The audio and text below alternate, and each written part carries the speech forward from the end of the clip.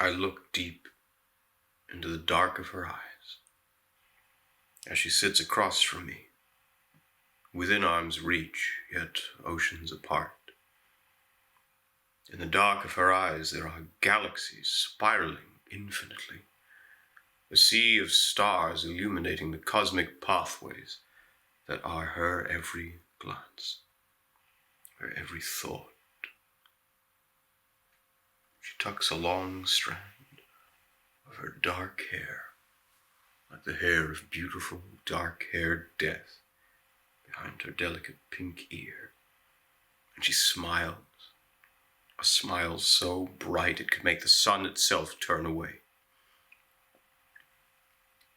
She reaches out her hand to me, 5 tender digits, each tipped with long painted nails. I take her hand in mine, hoping desperately that she does not see the crooked claw that I've always seen at the end of my arm. But she smiles again. From behind her smile comes a laugh, just a small and sweet giggle. Yet it pulses through me like a storm, undoing and revitalizing me in a single action. I smile back at her, doing all I can to keep the sad smile I've always had at bay. Her hand in mine, I rise from my chair and she follows with me. The sound of hushed piano fills the air as our fingers interlock, as my other hand finds its way to her hip, and she clasps her hand on my shoulder. With gentle steps we move through space, dancing the cosmic pathways that her eyes reveal to me. The room fades away. The world follows behind as planets and asteroids dangle about us. This moment in time, all we have between us. Nothing to intrude upon the solemnity of the dance. She pulls me in closer to her, sensing my shyness and knowing my desire. I smile awkwardly as our chests gingerly touch, and I hear, from my very soul, the beat of her heart, thundering with longing through her shimmering red dress.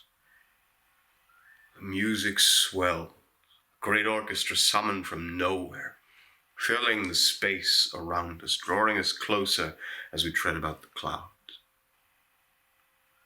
She smiles again, a shyness appearing for the very first time behind those immense dark eyes.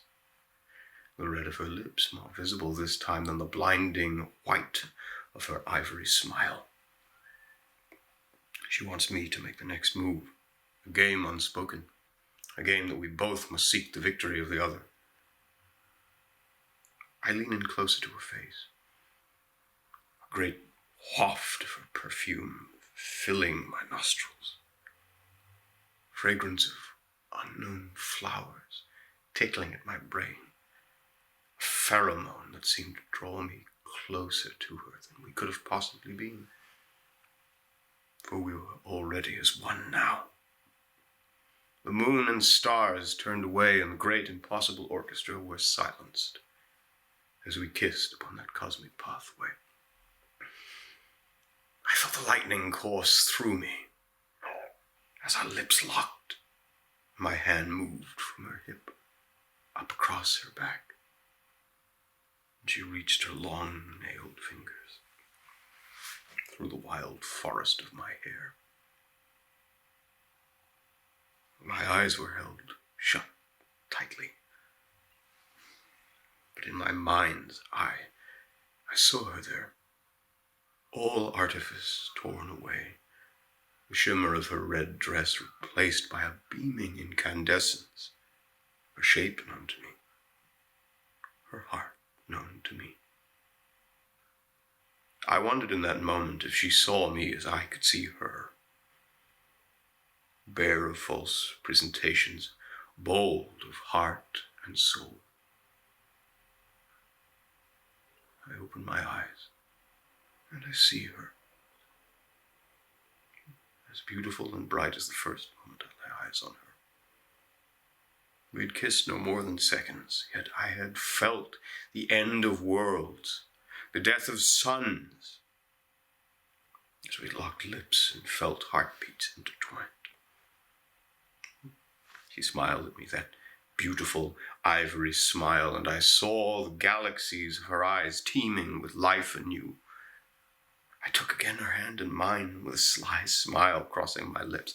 I twirled her around me.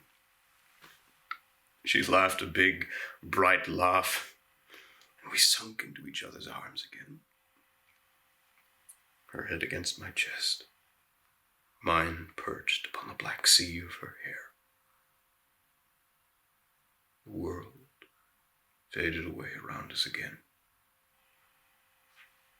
We danced until all the music had softly disappeared into the ether.